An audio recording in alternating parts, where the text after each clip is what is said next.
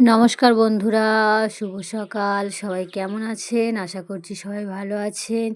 আমি সুমনার নিউ ব্লগে আপনাদেরকে সবাইকে স্বাগত। যে যেখান থেকে ভিডিওটা দেখছেন ভালো থাকবেন, সুস্থ থাকবেন। ভিডিওটা ভালো লাগলে লাইক, কমেন্ট, শেয়ার, সাবস্ক্রাইব করবে। এখন বাজে সকাল 7টা, বৃষ্টি শুরু হয়ে গেছে সকাল থেকে। উঠে দাঁড়িয়েছিলাম কিন্তু দেখলাম বৃষ্টি থামছে না, সেই জন্য কাজকর্ম শুরু করে দিয়েছি। দাঁড়িয়ে থেকে লাভ নেই, সেই চান করতে হবে, সেই জন্য কাজটা সেরে চান করে নেব। কারণ আজকের অক্ষয় তিথি, আর সকাল সকাল চান করতে হবে, একটু ঠাকুরের পূজা দিতে হবে। বৃষ্টি হোক আর ঝড় হোক, বাড়ি বউদের তো বাড়ির কাজ করতেই হবে। কিন্তু মা নেই, মা থাকলে ঠাকুরের পূজা টুজা দিত, কিন্তু মা নেই, সেই জন্য আমি তাড়াহুড়ো করে কাজ সারছি। কারণ দেখো বন্ধুরা, এত বৃষ্টি হচ্ছিল যে ঠাকুর ঘরে আসতেই পারিনি। তারপর সব কাজটা সেরে নিয়েই চান করে ঠাকুর ঘরে এসেছি। অনেকক্ষণ বসেছিলাম বৃষ্টির জন্যে। দেখো ঠাকুর ঘরে চলে এসেছে। আজকের অক্ষয় তৃতীয়া, সেই জন্য পূজা দেবো।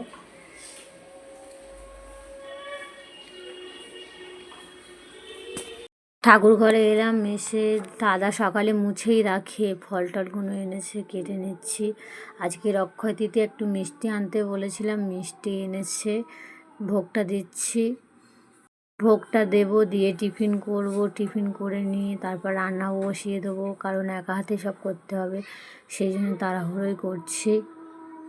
মা থাকলে এতটা তাড়াহুড়ো করতে হয় না, মা অনেক সাহায্য করে। কিন্তু মা তো দিদিদের বাড়িতে গেছে, এখনও আসেনি, সেই জন্যে আমি তাড়াহুড়ো করে নিচ্ছি। দেখো দপু সোনা এসে পাশে দাঁড়িয়েছে।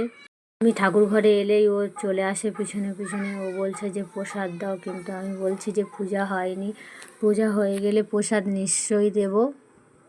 সকালবেলা দাদা উঠে ফুল সাজিয়ে দিয়েছিল, আর হাফ ফুল ছিল, সেগুলো আমি সাজিয়ে দিলাম। ভোগ দেওয়া কমপ্লিট হয়ে গেছে, প্রসাদগুলো তুলে নিচ্ছি। অনেক বেলা হয়ে গেছে, এখনও টিফিন করা হয়নি, শরীরটাও খুব খারাপ। সকালে ওষুধ খেয়েছি, কিন্তু ওষুধ খাওয়ার পর কিছু খেতে হয়। কিন্তু আজকে ভাবলাম যে অক্ষয় তৃতীয়া যেহেতু, সেই জন্য ভোগ দিয়ে নেই, খাবো একেবারে।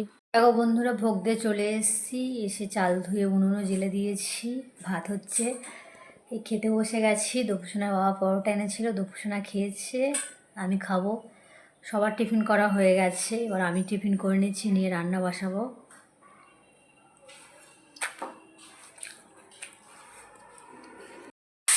খাওয়া দাওয়া করে নিয়েছি, নিয়ে উনুনে ভাত বসিয়েছিলাম, ভাত হয়ে গেছে, ফ্যান জ্বলিয়ে নিয়েছি। এই মাছগুলো ধুয়ে ভাজা বসিয়ে দিয়েছিলাম, মাসি বসিয়েছে আর বরমশাই ভেজেছে, সবাই মিলেই করছি, কারণ বেলা হয়ে গেছে। এই মাছ ভাজা হচ্ছে, মাছি তরকারি করবে, তা আমরাও করব তরকারি। কচুরমুখী দিয়ে আলু দিয়ে ঝোল হবে, মাছ দিয়ে। গাছের কচুরমুখী, খুব স্বাদ আমাদের বাগানের। রান্না হয়ে গেছে, দেখো কচু আলু মাছের ঝোল, মুখী কচু, তেল মোটা দিয়ে, বেগুন দিয়ে, চিচিঙ্গে দিয়ে, আলু দিয়ে চচ্চড়ি, মাছের ঝোল। দেখো রান্নাবান্না কমপ্লিট করে নিয়ে বাবুকে খেতে দিয়েছি, আর মাসি এসে শুয়ে আছে ওখানে শোবার মধ্যে। মাসির শরীরটা খারাপ লাগছে, সেই জন্যে। আর দপুসোনার বাবা চান করতে গেছে।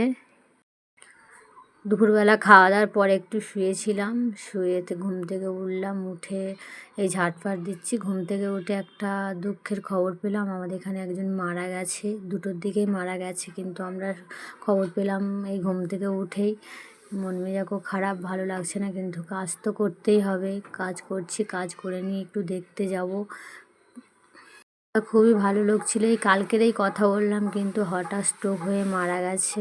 মানুষের জীবন কতটা তুচ্ছ, এই আজ আছে কাল নেই। যার যখন ডাক আসবে তাকে তো তখন যেতেই হবে, কিছু করার নেই। এসছি মানে যেতেই হবে পৃথিবী থেকে। সংসার মানেই শুধু মায়া আর মায়া। সব কিছু কাজ কমপ্লিট করে দেখে নিয়ে এসে দপুসোনাকে পড়তে পাঠিয়ে সন্ধ্যাবাতি দিতে চলে এসেছি। সন্ধ্যাবাতিটা দিয়ে নিয়েই রান্নাতে লেগে যেতে হবে, কারণ অনেক রান্না করতে হবে। ভাত করতে হবে, রুটি করতে হবে, তরকারি করতে হবে, চচ্চড়ি করতে হবে, অনেক কিছুই করতে হবে, একা হাতেই করতে হবে, সেই জন্য তাড়াহুড়ো করে ভোগটা দিয়ে নিচ্ছি। ঠাকুর ঘরে এসে অত তাড়াহুড়ো করলে হয় না, কিন্তু কিছু করার নেই, কাজ করতে তো হবে। দপুসোনা প্রণাম করে নিচ্ছে। বন্ধুরা সন্ধ্যা টন্ধা দিয়ে চলে এসেছি। এই মাসি চা করেছে, চা আর মুড়ি খাচ্ছি। কে একটু সন্ধ্যাবেলা চা করে দিলে ভালো লাগে। মাসি অসুস্থ অবস্থায় করেছে, আমি সন্ধ্যা দিচ্ছিলাম, উনি করেছে। মা তো এখানে নেই। আমি টেবিলে বসে খাচ্ছি, কারণ রান্নাবান্না জোগাড় করবো, সেই জন্য ওখানে যাইনি। মাসি ওখানে টিভি দেখছে আর খাচ্ছে। রুটি করেছি, পাতাকপির চচ্চড়ি করেছি, মাছের ঝাল করেছি, ওবলাগার তরকারি সব আছে, শুধু ভাতটা জাস্ট হতে বাকি আছে। ভাতও বসিয়ে দিয়েছি। পুরা রান্নাবান্না করে এসে ঘরে বসলাম। দপুসোনাও পড়তে থেকে চলে এসছে, কিন্তু দপুসোনা 9:30টার সময় আসে, কিন্তু আজকে 8:30টার সময় চলে এসছে। কারণ দপুসোনার বাবা দপুসোনাকে নিয়ে তাড়াতাড়ি চলে এসছে। দপুসোনার বাবা একটা জায়গায় যাবে, আমাদের এখানে একটা লোক মারা গেছে, গঙ্গায় যাবে। আমিও গিয়ে দেখে এসছি। ভালো লোক, খুবই কম বয়স, কিন্তু স্ট্রোক হয়ে মারা গেছে। আগের দিন একটা মাস্টার মশাই, তিনিও স্ট্রোক হয়ে মারা গেছে, ইনিও স্ট্রোক হয়ে মারা গেলেন।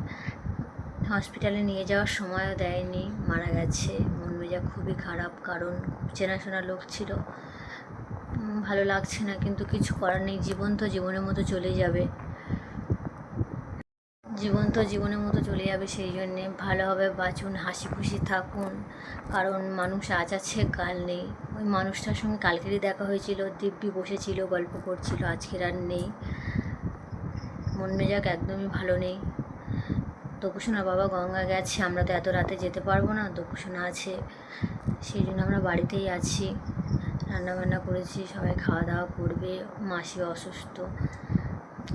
আজকের মতো এখানেই বিদায়। আগামীকাল দেখা হবে নতুন একটা ব্লগের সঙ্গে। সবাই ভালো থাকবেন, সুস্থ থাকবেন। ভিডিওটা ভালো লাগলে লাইক, কমেন্ট, শেয়ার, সাবস্ক্রাইব করবেন। টাটা বন্ধুরা।